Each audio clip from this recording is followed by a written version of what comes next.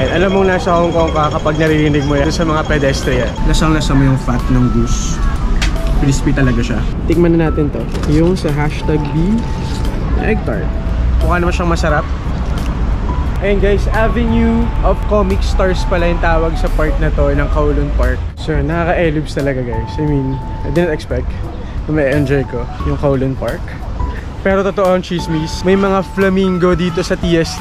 Libre lang pumasyal dito. Kaya kung tipid mode kayo, but gusto nyo ma-maximize yung time ninyo dito sa Hong Kong, this is the place to be.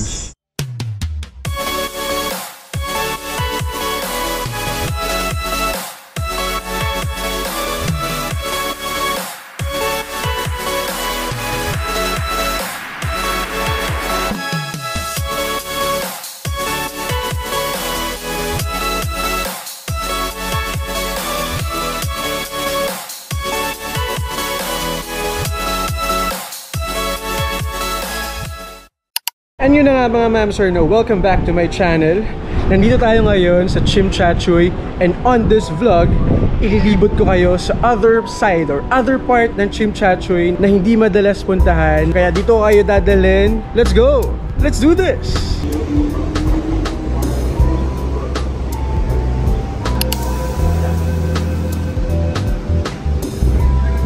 So yun mga ma'am sir, we are now walking along Carnarvon Road. Ito nga yan sa Tsim Sha Tsui. So, ang first order ng business natin is pupuntahan natin yung restaurant na sinuggest or nirecommend ng isa nating subscriber. Ito, nilalakaran ko ngayon. Makita nyo, maraming mga kainan, maraming bilihan ng food. Ayan, dito rin actually yung K11 Art Mall. Ito, along Carnarvon Road, makikita nyo. Ayan, may mga tea shop, jewelry or watch store. Ayan. And at the same time, dito rin yung potato corner. Tsaka yung sikat na, isa sa mga sikat na egg waffles. Bilihan ng egg waffles dito sa Hong Kong. Ayan. So this is the potato corner. And ito yun. Ayan. If you're looking for egg waffles, yun din yan. So, dire-diretso lang tayo. Then, magto-turn left dito sa part na to. Ayan. Turn left dito. Ayan. Carnarvon Road pa rito guys. Pero yun, tatawid tayo on the other side. Medyo malayo lang to from the, well, hindi mo siya sobrang layo to. Sakto lang, walking distance, around 200 meters from the nearest exit ng MTR, which is exit D dito sa Tsim Sha Tsui station. Ayan, medyo marami lang tao ngayon kahit na weekday, and medyo tanghali na. Medyo mahaba rin pala itong Carnarvon Road. Wait lang, tignan ko muna sa maps kung tama pa ba. Ayan, dire-diretso nga lang. So from here, tatawid lang, Cameron Road naman to. Tapos I think dito na rin, yeah, malapit na rin dito yung ano guys, Turks Shawarma. Ayan, meron dyan. Lakad pa tayo ng konti. Medyo cloudy today, kaya hindi sobrang init.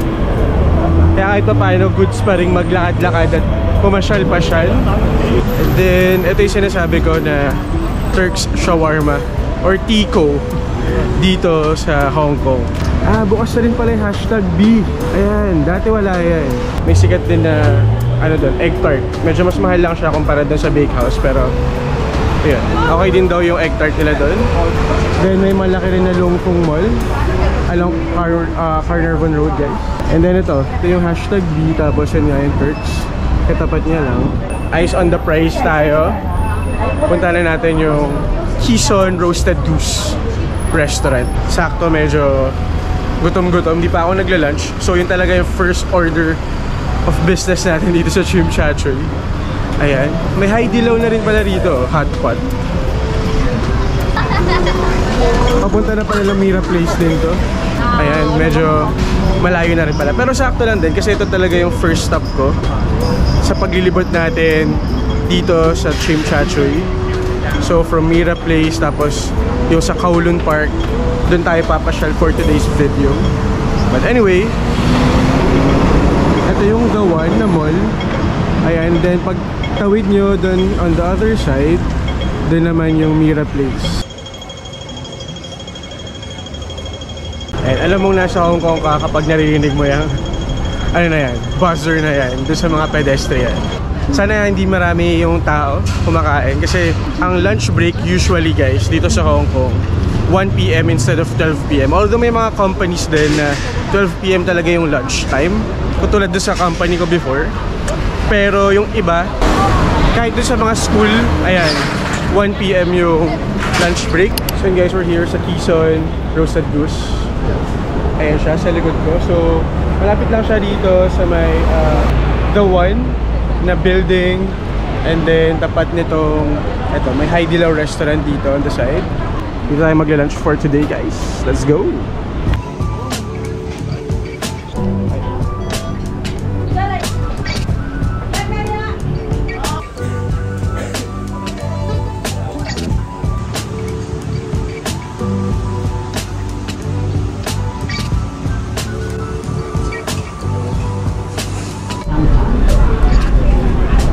So, we got our spot. Mag-isa lang tayo for today, so buti hindi tayo sa may gilid. But yeah, we are here, Quezon Roasted Goose Restaurant.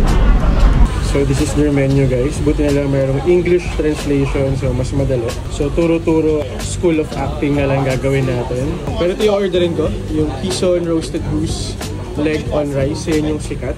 But this is the price for your reference na lang din. May kasama na siyang hot drink, tapos pwede nyo i-change yung rice to soup rice noodle. $123. Mahal din pala siya in peso. Meron din sila mga set for 1, set for 2. Ayan, for 6 and 4 people. So goods na rin. Pwede rin kayo bumili ng mismong roasted goose lang. Ayan, regular, half, full. May crispy pork. Ito sikat din dito, yung crispy pork nila. Okay, and then kung gusto nyo ng extra rice, $15 each. 12 lang pala, sorry, $12. Tapos tea set nila, starting 2:30 PM pa yan. Ayan yung price, mas mura yan kumpara sa usual. Then ito sikat din to guys, dito sa Hong Kong, pineapple bun. Then for the drinks, ito yung choices nila. May milk tea, coffee, and then meron ding soda if you like. Usually sinuserve na lang doon yung food. Sinuserve na lang dito yung food and then magbabayad kayo doon sa counter after nyo kumain. So hindi kayo kailangan humingi ng bill. Bibigyan kayo ng bill and ito yung show nyo or ipapakita nyo doon sa counter bago kayo lumabas. Okay? So antayin na lang natin yung food. Mukhang mabilis lang din na may serving at unlike dun sa Yacht Look, you know, na mabilisan yung galawin all and sobrang crowded and cramped yung space. Dito kahit paano mas spacious tsaka hindi ngarag yung pagkain kaya okay na okay. So sa fairness naman sa serving, generous siya and ang crispy ng balat guys. And fatty yung meat. Kaya tayo. In fairness siya. Mainit-init siya and lasang-lasa mo yung fat ng goose. Tapos yung balat niya guys, crispy talaga siya. And yung iba kong na-try na goose before or mga roasted duck, ganyan, medyo may lansa yung ng konti. Pero ito, wala akong nalalasahan na konting lansa or what. Good! I prefer this over yung sa Yacht Look na roasted duck nila. And ambience wise, mas okay nga dito. May cheaper option naman guys ng roasted kung gusto niyo lang matry yung roasted goose nila. Yung nasa 60 plus Hong Kong dollars. Pero yung part kasi na yun is random sa pagkakaalam ko, so baka hindi rin kasi okay yung part na mabigay sa akin. Doon na ako sa sigurado. So yung leg part na in order ko, so far so good. So good style dito. Okay, guys ha. So yun guys, in fairness naman, masarap siya. 2 thumbs up. Medyo mahal lang ha. Yung order natin, 129 Hong Kong dollars. So nandito yung conversion kung magkano yan in peso. Pero yun, again, if you're interested sa kinainan natin, dito lang yan sa Carnarvon Road. dito sa TST. Ayan, since busog na tayo, may laman na yung sigmura natin, makakagala na tayo. May energy na tayo para maggala-gala dito sa TST. So yun, I've been reading reviews na aside from Bakehouse, masarap din daw yung egg tart nitong #D. Tingnan natin kung okay nga siya. At i-judge natin kung ano nga ba yung mas masarap. Okay, so pila tayo. Try natin, sakong-sakto. Dessert. Diba? So ito yung price nila guys. Napoleon tart, 18. Pistachio, 32. Bilan kasi love ng pistachio niya. Yan, ako itatry ko itong Napoleon tart. Let's check kung worth it nga bang hype itong #B. So I bought 1 pistachio para kay Love, so titikman niya later. Tapos yung sa akin, 2 Napoleon tart. So yun yung version nila ng egg tart. Just beside #B, mayroong souvenir shop. Ayan, although sa tingin ko mas mahal dito kumpara dun sa Mongkok, of course. Pero ayan, meron na rin dito. If ever wala kayong time na pumunta ng Mongkok, nasa TST lang kayo, meron ditong souvenir shop. Ayan, 1 piece is $29. Of course, mas mahal yan. 4 for 100. Pero yung mga quality, I guess, yung iba rito wala sa ano, wala sa Mongkok or Ladies Market. Yan, $29. Ayan, magaganda yung mga quality and mga designs na nandito na available. Although yung iba rito for sure meron din sa Ladies Market, pero yung iba mukhang wala. Tsaka yun nga, price wise talaga, kung tipid mode kayo, mas okay sa Ladies Market. Pero yung ice cream truck na design, left magnet, mamaya makikita natin yan dito sa TST. $29 nga lang, so medyo mas mahal siya ng konti. So yan, ito yung ano, souvenir shop. Actually meron pang isang sikat na souvenir shop dito, yung Elegant Dynasty. Dito rin yun sa may TST. Siguro mamaya madadaanan natin if ever. Again, mas expensive ng konti, tsaka hindi ka makakatawad. Yun talaga yun. Hindi kayo makakahingi ng discount if ever. Doon kayo bibili sa may mga pwesto. Unlike sa Ladies Market, kaya nyo makipagtawaran kahit wala kayong kasalanan. Punta na tayo doon sa may Kowloon Park area or side. Ayan, tatawid lang tayo from Carnarvon, tawid lang tayo ng Granville Road. Tapos doon natin makikita yung iba't ibang mga stores. At the same time, yun nga, yung entrance papunta ng Kowloon Park.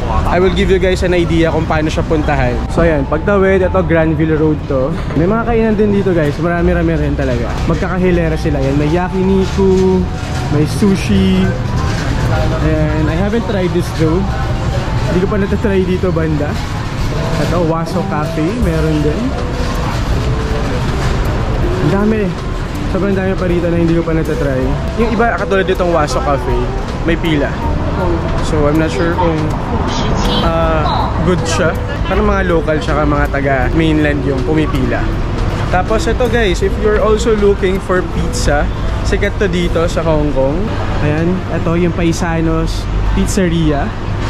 So, ito yung malalaking pizza talaga. Like, alam niyo ba yung Angel's Pizza sa Pinas? Parang ganun. Ayan, ang lalaki, $40 per piece, iba-iba. Ayan yung mga pizza nila, Paisanos. Meron din pala dito along Granville Road. Ang bango na pizza, nakakagutom.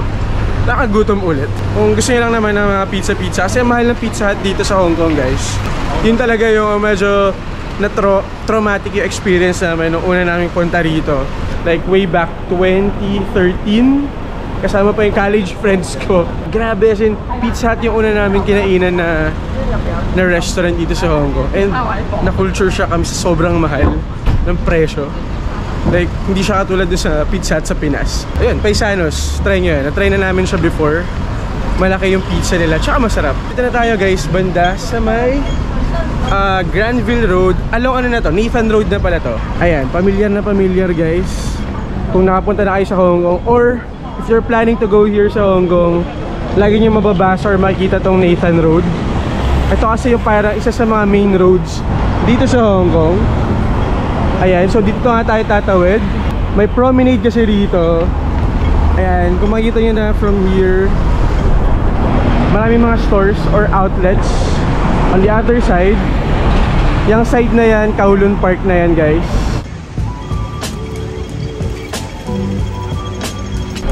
Okay, So, again, ayun yung the one. Yun lang yung kanina kung saan tayo galing. And then, ito na, Kowloon Park. Medyo presko rito kasi ayan, daming puno. Ang luwag ng space, guys. And ito yung sinasabi ko sa inyo na promenade or isang strip na kung saan maraming mga stores. Like may Chow Tai Fook. Ayan, bilihan ng gold. Ayan, tapos ito, Noble Luxury. I think mga second hand goods or ayan, mga Hermes, guys. Yung mga bags. Ayan, kung gusto nyo or trip nyo yan. May Echo dito. Tapos ito yung sinasabi ko na isa pa, DJI na store dito sa Chimchachoy. Ayan, nakaka-tempt pumasok.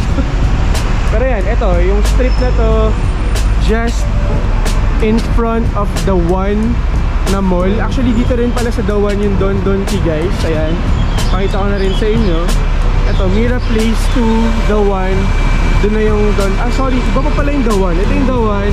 Ito, Mira Place 2 na pala yan. Pagkatabi kasi kaya kala ko yun na rin yan. But anyway, doon yung Don Key dito sa may Chimchachoy. Actually, marami ng Don Key dito sa Hong Kong. But isa yan sa mga unang branch nila dito sa Hong Kong. Kapag tinuloy-tuloy nyo to, Kowloon Park na, guys. Pa-Kowloon Park na to. Again, doon tayong side galing from Granville Road. Ayan, Nathan Road na to, yung nakikita nyo. And then, ito na yung entrance sa punta ng Kowloon Park. So, yung Kowloon Park, sobrang daming entrance nito. Pwede kayong pumasok sa either sides. Ito yung side na to ng Nathan Road. Ito yung isa sa mga entrances nila. First time ko rin pumunta rito at mag-immerse. I mean, nakatira ako sa Chimchachoy before pero first time ko siyang puntahan. Ayan, and then yung strip na to hanggang from there, ayan, yung pinakauna or yung pinakadulo hanggang sa kabilang dulo, sobrang daming stores, guys. Hindi sila mga outlet stores, by the way. Basta mga normal stores. Ano ba tawag doon? Basta hindi sila mga discounted outlet stores. Actually, marami nang nagsara before. Sobrang sigla rin ng area na to ngayon. Kahit pa paano, mas marami ng stores as compared nung pandemic and post-pandemic, like a year after 2020. Ayan, medyo ang tamlay. Pero ngayon, nakakatuwa kasi balik na ulit sila sa dati nilang gawe. So yan, ito yung mga stores. May Fila, PML Modern, may Hate Monday, Skechers meron din. Actually, haba pa nito, guys. And then meron pang entrance ulit doon banda, papasok ng Kowloon Park. And in fairness, hindi nang nilimahid ang inyong lingkod sa init ngayon. Dito banda, yung hangin medyo fresh. Dahil siguro maraming kapunuan. Pero nakakatuwa lang na na-explore to ulit. Ina-explore natin sabay-sabay. Ito na yung last part nitong promenade na to ng Kowloon Park. Elect Boy. Ayan, parang Fortress or Suning. Yun yung mga electronic shop dito sa Hong Kong. Mga gadget store dito sa Hong Kong. Ayan, meron pa dito mga anime. Siguro mga anime or cartoon characters to. Hindi ako familiar eh. Baka local. Oo, mga local anime characters siguro. Pag pinasok nyo yan, guys, Kowloon Park na rin yan. And then kapag lumakad pa tayo ulit konti, another set or line of stores ang makikita nyo rito. Ayan, may claw machine. Ayan, Alexander III. Yung iba sarado na rin. Pero anyway, may entrance pa ulit doon sa pinakadulo papunta or papasok ng Kowloon Park ulit. Pagtawid, simbahan. And then, ayan, dito rin yung mga bus stops, guys. Itong hilera na to, dito rin yung bus stop pabalik ng airport from Chimchachoy.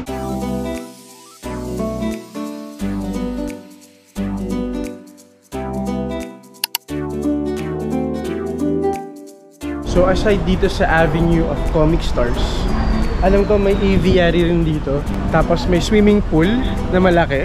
First time ko dito pumasok. Ang tagal ko na sa Hong Kong, pero ngayon lang ako nakapasok dito, guys. Kasi yun, ito yung public swimming pool nila rito. Dito pala siya kalaki. Ayun, ito yung swimming pool. Ang laki ng public pool nila rito.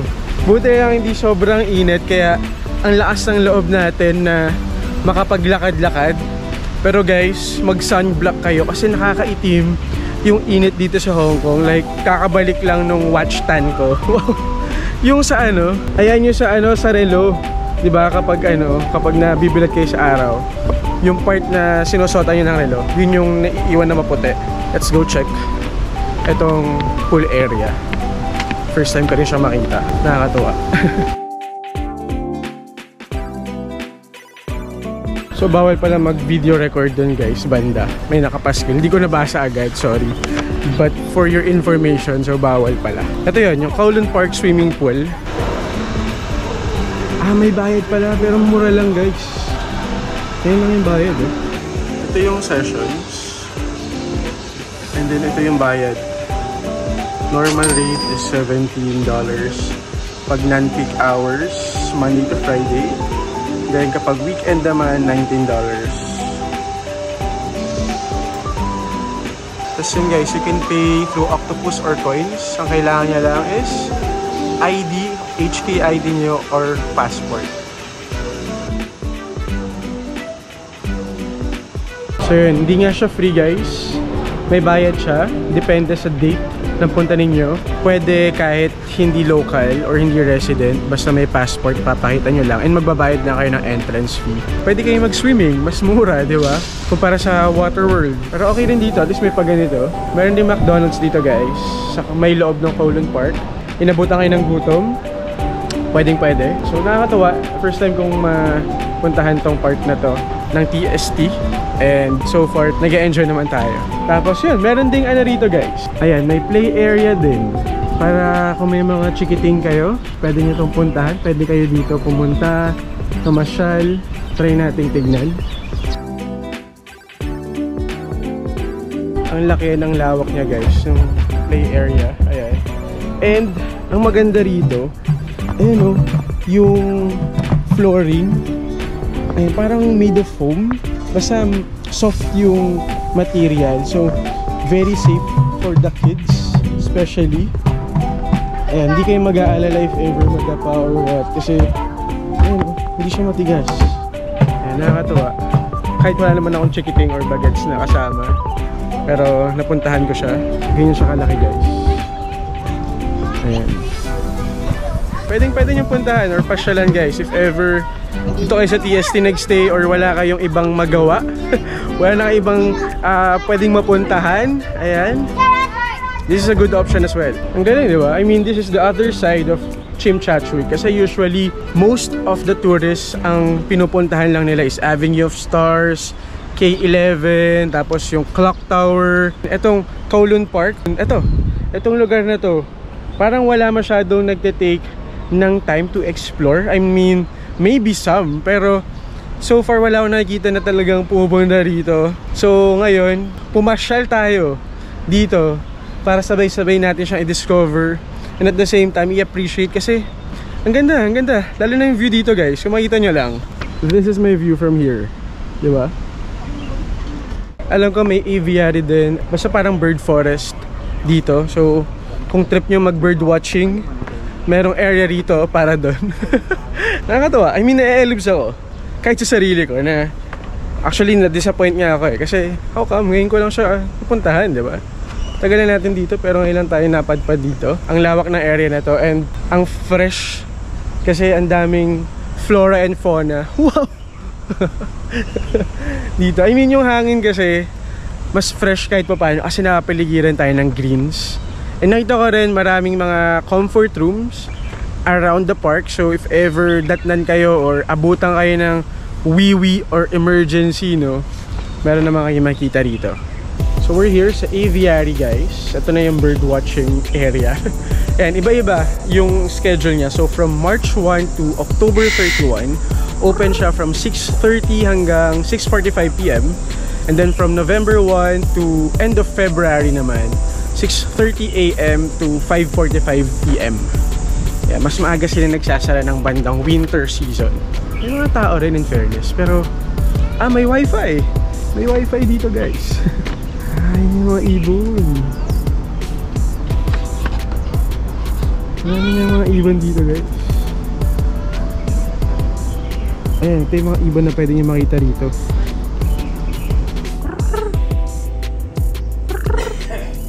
Libre lang pumasyal dito, kaya kung tipid mode kayo, but gusto nyong ma-maximize yung time ninyo dito sa Hong Kong, this is the place to be. Grabe ang lawak ng area guys. Tapos dito, malapit lang sa aviary, merong concessionaire ng McDonald's. So sakto siya if ever gusto niya ng, you know, something refreshing, pwede rito. Sa Google ko na nakikita to guys before. Pero totoo ang chismis, may mga flamingo dito sa TST. Ngayon ko lang sa'yo nakita ng personal. Nakakatuwa. Ganito pala karami. Legit. Ayan. Ganyan sila karami guys.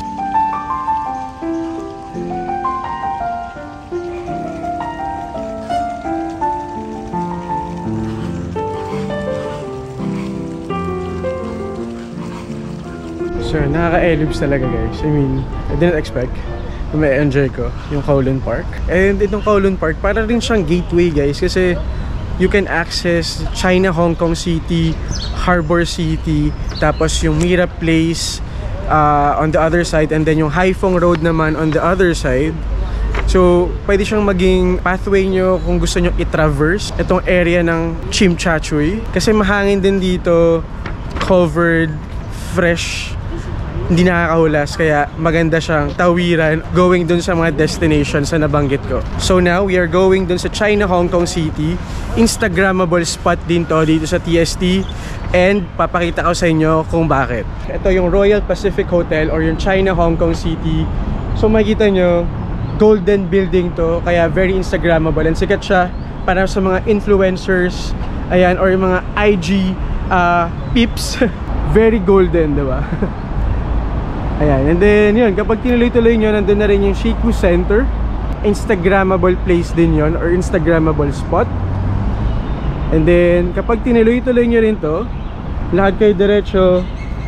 Ayan, kita na rin dito yung Victoria Harbor. And eto na yung Harbor City na mall on the other side naman. So dito yung Prince Hotel, Marco Polo Hotel. Tapos ito, Canton Road na to guys. Ayan. Pero bigla akong nahilo. Parang gumagalaw yung ano guys. Gumagalaw yung ano, bridge. Na ano yata ako. Na vertigo ako or what. Pero legit, gumagalaw yung bridge.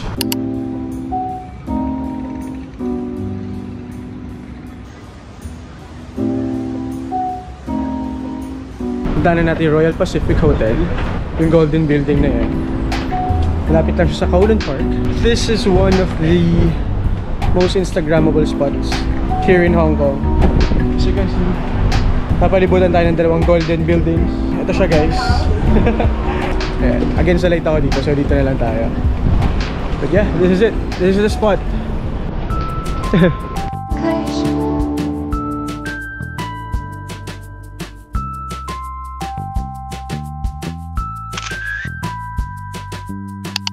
Okay mga mamster, another first for me. Ngayon lang ako napunta rito legit. Ganda rin pala ng view dito ah. In fairness.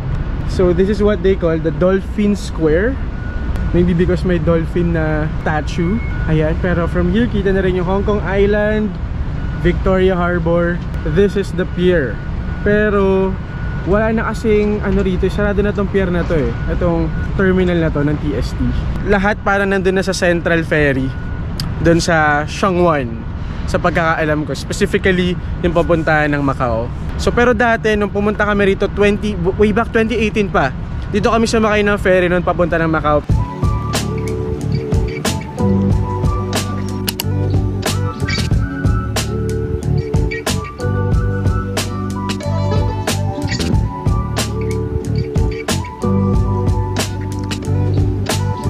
Done na tayo dito sa China, Hong Kong City.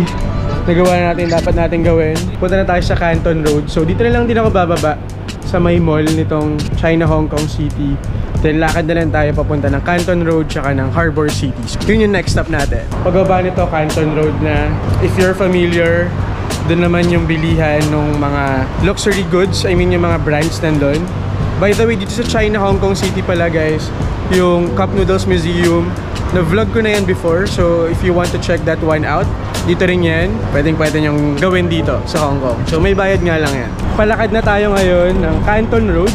Tawid lang tayo from China, Hong Kong City. Canton Road na to guys. So on the right side, yan yung Harbor City Mall. Ayan. Ayan, may Armani store. Dito rin yung malaking store ng Apple. Ayan, on the left side. Tapos dito rin yung Prince Hotel. So magandang area rin to guys. If ever plan nyo na dito magstay sa TST, medyo mahal lang na konti dyan. Kung big fan din kayo ni Stitch guys, si Stitch, in-invade niya tong Harbor City Mall. Merong malaking figure, Stitch figure, na naka-display dito sa Harbor City, kung saan natin nakita before si Deadpool. So pwede natin siyang puntahan. Tignan natin kung ano nga bang tsura ni Stitch na nakatambay dito sa Harbor City sa TST. Let's go! Sa loob na tayo ng mall sa wakas. So since medyo mainit nga sa labas, refreshing lang na tumambay at maglakad sa loob ng mall. Isa to sa pinakamalaking malls dito sa Kowloon area. Kung ang hanap ninyo, no, so yung mga branded na mga clothing or mga stuff, dito kayo sa Harbor City pumunta. Kasi halos lahat ng brands, from the most luxurious ones hanggang dun sa mga, you know, basic and yung mga daily wears, pwedeng yung makita dito. Zara, Uniqlo, alam ko may Lululemon din dito. Of course, andyan yung mga LV, Gucci, ayan, name it, maaaring nandito yan sa Harbor City Mall. Puntahan natin yung giant Stitch na naka-display dito sa Harbor City, overlooking yung Victoria Harbor. Wala naman tayong balak mag-shopping, dumaan lang talaga tayo rito para magpalamig at para nga bisitahin si Stitch. Magandang view rin to. Anyway, doon tayo galing, sa other side nito, ng Harbor City kanina. Medyo mahaba-haba lang yung lalakarin kasi doon siya sa may Ocean Terminal building banda. Yung akyatan papunta dun sa view deck. So guys, they have New Balance here. May Onitsuka Tiger din dito sa Harbor City. If you're looking for one. May view deck din dito. Ito. Second floor to guys. And yeah. Ito yung view deck. Ayan, dun pa tayo pupunta guys. Sa other side. Anyway, dun tayo galing. Sa other building. Ito lang pala yung hindi maganda rito sa sa GoPro kapag low light. Ayan, hindi nyo makikita, diba? Ang itim ko na. Tapos black pa yung nakita nyo. Eh ano na lang, shadow na lang tayo. Madalas din kami pumasyal dito ni Love para magpalamig-lamig, ganun. Halos lahat kasi ng stores na maiisip nyo dito na sa Harbor City. Kaya parang one-stop shop na siya. Kung sakaling naisipan nyo bumili ng pabango, ng makeup, yan. Tapos very convenient pa yung location kasi nga nasa Chimchachoy area siya. So ito yung nasabi ko kanina, may faces dito, parang Sephora. Tapos may Lane Crawford. Kaya yun, kung hanap nyo yung mga pang makeup and all, ayan. Dito na rin, meron silang stores dito. Ayan, kung gusto nyo mag Rolex, meron din dito. Itong area na to, ito na yung mga pang, mga jewelry and watches. And kung naman tayong pambili, dadaanan lang natin sila. Ito yung Ocean Ferry Terminal area or building. Yung dulo nito, yung LCX, doon tayo aakyat. Papunta doon sa car park or view deck na din. Ayan, may pop-up store din dito guys. Ayan, Stitch arrives. Ayan, so kung paborito nyo si Stitch guys, go here. I think hanggang ano lang to, hanggang June lang yata siya, if I'm not mistaken. Ano to, mga cards, collector cards. But anyway, pati yung pop-up store niya. Of course, lahat yan si Stitch. Let's go check some merch out. Sobrang cute. Ayan, may mga Cosby items, Urdu figures. Ayan, meron pang luggage. Gigantic na Stitch plushie, meron din. May photo booth din dito guys. Sobrang daming Stitch items here. May mga bag charm. Sobrang cute. Dami. Halos lahat mga Stitch. Of course, ano i-expect natin? Ayan, pala yung dal ni Stitch. Kala ko yung sa sa Nightmare Before Christmas. Ang dami. So, heaven to guys if ever super fan kayo ni Stitch. So yun guys, nandito na tayo sa LCX. Ito naman, mga stores din. Yung mga pop-up stores din dito ng mga brands. From jewelry, accessories. Sobrang dami. Alam mong may Lush dito kapag malayo pa lang, naaamoy mo na. Pag talaga naamoy ko yung Lush, naalala ko is Greenbelt. Yun yung first, memory ko with the smell. Kasi alam ko dun ko yata siya unang naamoy before. Ayan, dun sa dulo nitong LCX nga, dun yung escalator, paakyat doon sa view deck. Napunta ko na rin siya before nung kay Deadpool. Ayan, si Stitch naman yung nakabalandrad for the marketing, to advertise nga yung live action movie na Lilo and Stitch. Medyo hingal na.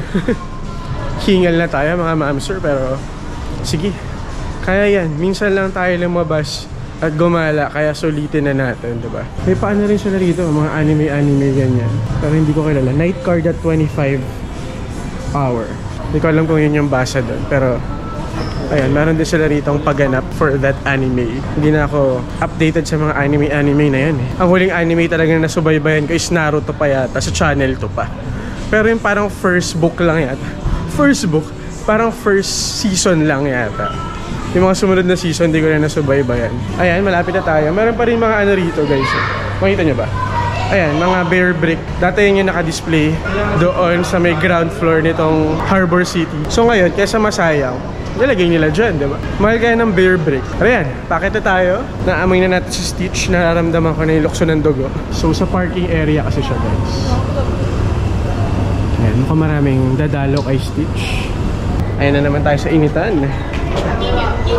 Mainit na naman, guys. Para kay Stitch, laban tayo. Ayan na yung init, guys. But anyway, ayan, kita ko na si Stitch dito. Tsaka yung iconic na Hong Kong, ayan, figure or ano matawag ko? Signage. Ayan. Buti nga hindi na nila tinatanggal to eh. Itong Hong Kong ito. Dati kasi walang pa ganito. Very ano rin, IG worthy, Instagrammable.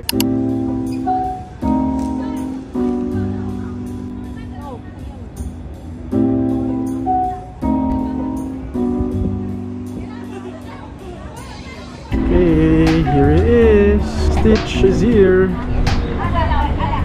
Overlooking itong Victoria Harbor. Very nice.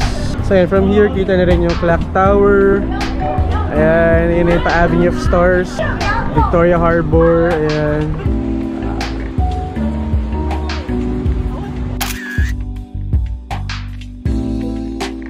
Ito mahirap kapag solo traveler, no? Wala kang taga-picture, wala kang taga-ano.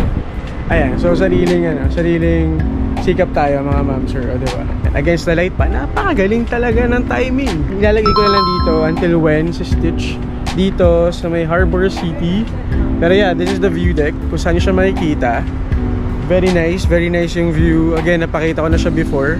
Special to dahil si Stitch nandito for the first time. He invaded Hong Kong Harbor City. So yeah, tapos na tayo dito. Okay na tayo, goods na tayo, makakaalis na tayo. And good thing, medyo cloudy, hindi tirik na tirik yung araw, kaya goods pa rin kahit pa paano. And yan, ito pa rin si Stitch, nasa likod ko pa rin siya. And in fairness sa mga sa dito, maganda magpa-picture ah. I mean, in general dito sa Hong Kong, very organized naman magpa-picture. Kasi pumipila yung mga tao, hindi magulo. So ayan, magkakaroon ka talaga ng picture na ikaw lang, na walang photo bomber or walang manggugulo sa'yo or what. Parang sa katulad sa Japan, ayan, isa sa mga kultura and qualities din yun ng mga taga rito and ng mga tourist na rin, diba? So siguro magandang i-preserve yun at i-respect, lalo ng mga turista na katulad natin na hindi naman taga rito. So sundin natin ano yung dapat, huwag tayong umeksena ng hindi tama. Lalakad na ako doon naman sa may Avenue of Stars. From Harbor City, walking distance na lang yung Clock Tower, Avenue of Stars, K11. Although hindi ko na siya masyadong i-highlight, no, dun sa vlog na to, kasi nga we are talking about other side of Tsim Sha Tsui. So most likely naman alam na ng mga mamsters natin yan kung paano puntahan and all. Pero for the sake of, diba, since nandito rin tayo, papakita rin natin yun. Hindi tayo magiging madamot sa vlog na to. So ito na yung Harbor City, dyan tayo galing. Ngayon, palakad na tayo ng Clock Tower, Avenue of Stars. And hanggang dito pala sa part na to, meron pa rin mga exhibit talaga. Yung mga Lilo and Stitch, pa rin, decors. Ayan.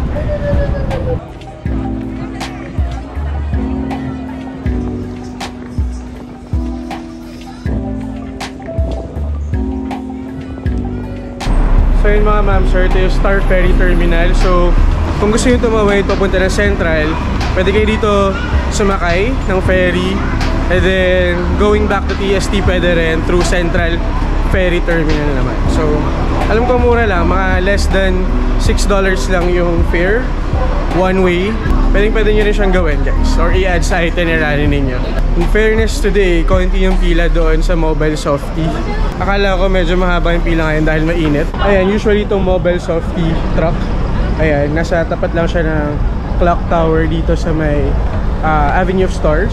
So if you want to try that out, pwede nyo siyang puntahan dito. Anyway, so muna tumambay dito sa area na to. Although para siyang init. Ayan. By the way, ito na pala yung Hong Kong Cultural Center. Ayan, very Instagrammable din yung lakaran na yan or yung pathway na yan. Ayan, alam ko na pinauso yan ng isa sa mga K-pop idols eh. Parang ganun yata. Basta may post siya dyan. And then ito na yan, yung clock tower. Ayan. Tapos ito, pwede na siyang tambayan. Ito kasi malilim eh. Siguro mga good 10 minutes na lang din nilakad from here hanggang doon sa may Chungking Mansion area. Ayan. Depende sa pacing nyo rin siguro. Tsaka dun sa crowd or dun sa dami ng tao. Kainin ko na rin tong #B. Tikman natin yung binili natin na egg tart. This is the sikat spot dito. Clock tower. And then ito yung pambansang tambayan ng mga tao dito. Pambansang tambayan. Gusto ko sana dito sa taas eh. Ayan, sa taas niyan. Pero kasing lilim. So siguro hanap na lang ako dun banda.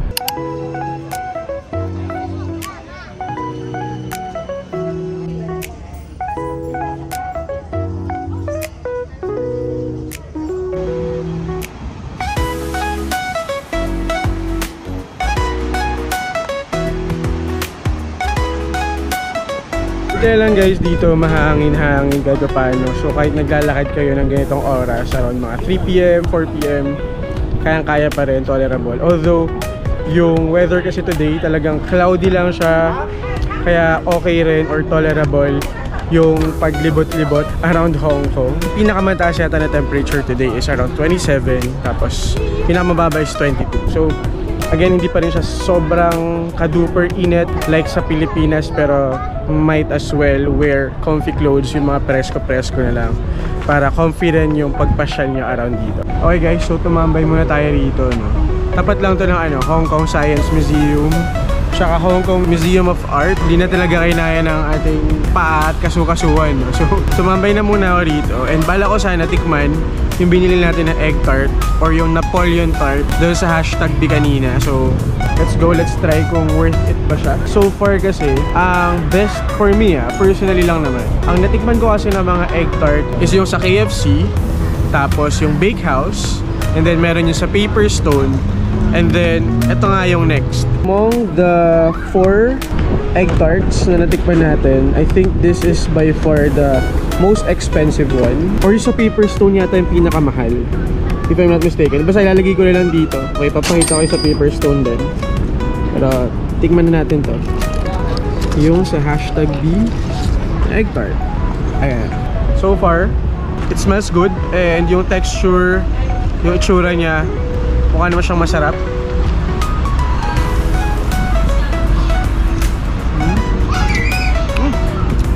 Hindi hamak na mas malaki din to kumpara dun sa Bakehouse.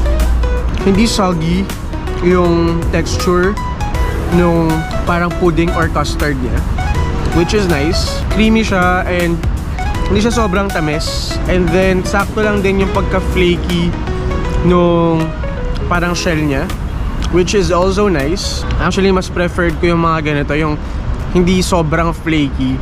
Unlike dun sa, kaya hindi ko trip yung KFC. Ayan, na-spoil ko na tuloy. Kasi sobrang flaky yung shell niya, which is hindi okay. Dun sa, ako personally, sa panlasa ko, hindi siya okay. But this one, it's actually pretty good. Mas burnt yung taste. Para may, alam mo yung sunog na taste yung, ito, yung parang feeling niya. Pero yung nagustuhan ko, sa lasa, parang mas preferred ko pa rin yung size at yung lasa nung Bakehouse, yung sa Bakehouse, yung sourdough egg tart nila. Kasi hindi ako sobrang fan ng mga dessert talaga or yung mga ganito. Kaya medyo malaki to for me. Masyado na siyang malaki for me. May tendency na baka hindi ko siya maubos. Kung i-rate ko yung lasa ng mga egg tarts na nabanggit ko kanina, least favorite ko yung KFC. Although siya yung pinakamura among the other selection, pero siya yung pinakayo ko. Huh? Ay! Hello! Naka-message sa'yo! Ano pong name ninyo? Joyce! Joyce. Kailan po kayo nag-message? Matagal na? Oh, hello po, hello. Nice meeting you po. Nagulat ako, may na-meet tayong subscribers, ganyan. But anyway, kung i-rate ko yung egg tarts, ayan na taste ko so far. Yun nga, least favorite ko yung KFC. Tapos, sunod is ito. Then, pangalawa, yung sa Paper Stone. Medyo mahirap lang siyang mahanap. Parang wala masyadong Paper Stone bakery around Hong Kong. So, merong malapit sa amin. Best pa rin for me yung sourdough egg tart ng Bakehouse. Kanya-kanyang preference yan. Pero, kung hihingin nyo yung idea ko, yun yung masasabi ko. So yun mga ma'am sir, nakapagpahinga tayo kahit papaano, nakakain. So tuloy na ang laban. Papunta ulit tayo doon sa may Nathan Road. Ayan, so ito yung The Peninsula. So kung babaybayin nyo lang yan guys, ayan na yung Pachungking Mansion. So okay, Mirador Mansion, ayan. And then ito na yung K11. And then yan yung Victoria Harbor. Yun yung ginawa natin, lumibot tayo from there, Kowloon Park hanggang doon sa may Harbor City, then pabalik dito.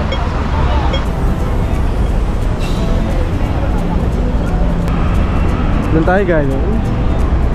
Then tawid tayo, ito Nathan Road na to ulit guys. So ito yung Sheraton, Sheraton Hong Kong Hotel. Ito yung Peninsula, East Chim Cha Tsui na MTR pa kapag bumaba ka dyan. Doon banda yung Kimberly Hotel. Tapos ito, isa sa mga stores ng Goyard dito sa Hong Kong. Ito yung Peninsula Arcade. Ayan, may Chanel, may LV, tsaka may Goyard dyan. So ito na, East Chim Cha Tsui, exit L3. Ito na yung Kimberly Hotel. Ito yung pinakamalapit na hotel sa Chungking Mansion. Doon pa yata sa other stop yung Airport Express na bus. So yeah, this is exit E ng Chim Cha Tsui Station. And then ayun, other side na nito yung Chungking Mansion. Ito yung Imperial Hotel. Katabi niya yung Chungking Mansions. Exit E yung isa sa pinakamalapit na exit papunta ng Chungking ng Imperial Hotel. Tapos meron pa doon, may C1. Exit C1 yata yun nandun. Ayan, yung I-Square. Exit C1 niya yata. Ayan, so yun, pagtawid nyo, that's Chungking Mansion na. Ayan, and then kapag dumire-diretso pa kayo doon, sa right side, doon naman yung Mirador Mansions. And then dito sa exit C1 or E, from the left side, ito na yung Peking Road. Ayan. May mobile softy rito. Fairness. Ngayon ko lang nakita na tumambay siya dito. Pero meron dito. Tumambay siya for now. Tapos dito yung, alam ko dito yung isang Elegant Tang Dynasty. Yes, ito. Elegant Tang Dynasty na souvenir shop. Katulad yung nakita natin kanina. Ayan, may mga souvenirs din dito. Hong Kong souvenirs. Ayan yung presyohan niya guys. 7 pieces, $100 for the magnets.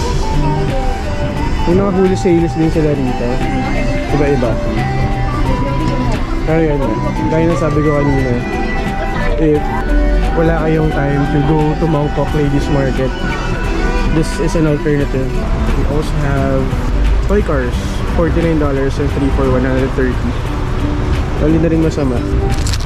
Meron silang ito, egg tart and egg waffle na magnet. And then meron din yung pineapple bun.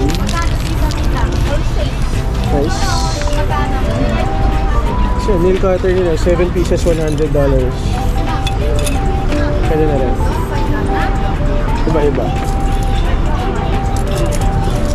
Yung mga designs sila yung fairness na. Then merong golden coin, souvenir coin, 7 for 100 din. Ayan. Then ito, magaganda yung mga ano nila, magnet nila nila. Meron sila mga tram dito, mga toy cars, Hong Kong taxi, tsaka yung mobile softy. May Hong Kong caps, shirt, ayan. So yan, nag-wholesale din sila dito, kaya goods na rin, if ever. Ito isang set 75. Ito 100. Ito 6 pieces 55. Dalawa pa kunin pa? Dalawa? Ito naman, ito isang bulto na 7 pieces 700. Diba? Fairness naman guys, mas maganda yung mga designs na rito, yung mga quality ng products na rito. Like, yung iba rito, based dun sa observation ko lang, nung huli kong punta sa ladies market, wala yung mga ganitong klaseng mga design ng mga ref magnet, yung mga keychains, mas okay dito. Although yun nga, mas mura pa rin syempre sa ladies market if ever. But this is a good alternative if ever wala kayong chance makapunta doon. Ang daming cute stuff. Ito. Pork bun, Xiaolong bao. Ito cute to guys. 3 for $50. And may soft tea. Tapos Hong Kong milk tea. Look at this guys. Xiaolong bao na magnet. This is also cute. Panda na bag charm. And then 2 for 110. Yung bag nila na mga ganito. So yan, 3 for 110. Medyo mas mahal nga dito. Pero yung design na to, like for example, itong milk tea, itong evil eye, ayan. Wala yan. Hindi ko siya nakita sa ladies market. Yung mga designs dito na I think unique dito sa Elegant Tang Dynasty. So yun guys, in fairness naman dito sa Elegant Tang Dynasty, ayun nga, price-wise, medyo mas malaki ng konti. Pero yung design, yung mga available designs and stuff, pwede nyo mabili, mas marami, mas magaganda, especially quality-wise. If wala lang kayong time to go to Mongkok, then pwede nyo siyang puntahan. Dito lang yan sa may TST. Ito yung street food shop na malapit lang sa iSquare. Dito sa Tsim Sha Tsui. Conveniently located din dito yung Jollibee, which is sarado na siya before. Sarado siya before nung uli kong punta, pero now ni-renovate nila, which is good. Buti naman. Pero yan, bukas na siya. Isa yun sa mga lumang Jollibee dito. Pero good thing na na-renovate na nila kasi last time na kumain kami ni Love dun, talagang sira-sira na yung ceiling and all. And then, may Adidas store dito na malaki. Ayan, along Peking Road. Okay? So yun na yun. Ayun yung mga pwede nyo makita dito guys. And then yun, may mga dispensary shops din around the area. Pwede nyo bilan ng tubig, ng gamot, kahit mga cosmetic stuff or perfumes. May mga mabibili rin kayo doon sa mga dispensary dito. And then dito sa Lock Road, ito nga yun, yung street food. Ayan, ito yung pinakamalapit na pwede nyo bilan ng street food dito sa Tsim Sha Tsui guys. Just in front of iSquare. Kaya malapit lang din sa Chongqing Mansions. Kung interested kayo, yan yung price. Mga street food nila rito, ranging from $10 and up. Iba-iba. Depende din sa food. May egg waffles din pala sila rito. And then yan. Dito sila. Amoy na amoy. Amoy na amoy yung mga street food na niluluto. Ang natry ko pa lang so far, alam ko yung parang sausage nila. Ayan. Tapos sa Taio, yun, yung cuttlefish, masarap din yan. And then 1 block away from Lock Road, ayun, may bakehouse din dito sa may TST. Pero yung bakehouse kasi dito guys, laging sold out yung mga egg tarts nila. So for some reason, isa to dun sa mga talagang pinipilahan or box office pagdating dun sa pila ng bakehouse sourdough egg tarts. So yun, along Hanko Road guys, pag binaybay nyo pa to, meron ditong Bestmart 360 na shop. So sikat to na store, bilihan ng mga pasalubong din. Ayan, so dun tayo galing kanina sa may Adidas. And then kapag yun dinedire-diretso nyo, ayan. And then ito yung Bestmart 360 na malapit. So, sa dulo nga ng Hanko Road, paano na to ulit? Kowloon Park. Paano na to? Haiphong Road. Dito na yung bakehouse. Pero sarado siya ngayon. Ano nakalagay? 12th anniversary ng bakehouse. So, sarado. But anyway, ito siya. Dito yung bakehouse guys. Kaya pala nagkataka ako bakit walang tao or walang pila. Sarado pala siya. Pero yun yan. Ito yung Haiphong Road. Ito na yung bakehouse. Just beside bakehouse, may souvenir shop ulit dito. Hong Kong Souvenir Limited. Makita na. Ito sa likod ko. Parang sa Elegant Dynasty din. Let's check. kung mas marami silang choices dito. Pero parang pare-pareho lang. Parang pareho lang. Tsaka mas maraming choices din sa Elegant Dynasty kanina. Halos pare-pareho lang. And wala silang wholesale price dito. Parang mas mahal. So yun, dito na sa Haiphong Road guys. Ayan, pabalik na to ng Harbor City. And then meron din ulit street food shop dito malapit. So if ever you're in the area, pwede nyo rin yung puntahan. Yun yung nalibot natin dito sa TST guys. Marami-rami tayong lakad for today's video. Marami-rami tayong napuntahan. I hope nakatulong yun sa inyo. Nagkaroon kayo ng idea at least kung paano i-navigate itong Chimchachoy area. Yun nga ang ating naging paglalakbay dito sa Chimchachoy. It was my first time doing this kind of walkthrough vlog. Comment below if in case nagustuhan nyo yung ganitong klaseng pagba-vlog guys. At kung sakaling may gusto pa kayong puntahan or gusto nyo isama ko kayo to explore, let me know in the comments section. Sumusuko na yung paa natin guys. Sinasabi na ng legs ko, what happened JB? So I guess dito ko na rin magandang tapusin tong vlog kasi hindi ko na alam kung saan ako mag-outro. So yun, sana nagustuhan nyo yung vlog natin guys. Again, let me know ano pa yung pwede natin gawin at pwede natin improve, you know, on this kind of vlogging. Sana na-appreciate nyo. At kung na-appreciate nyo, don't forget to like, share, comment, and subscribe. This has been JB Domingo. Stay safe, God bless, and adios.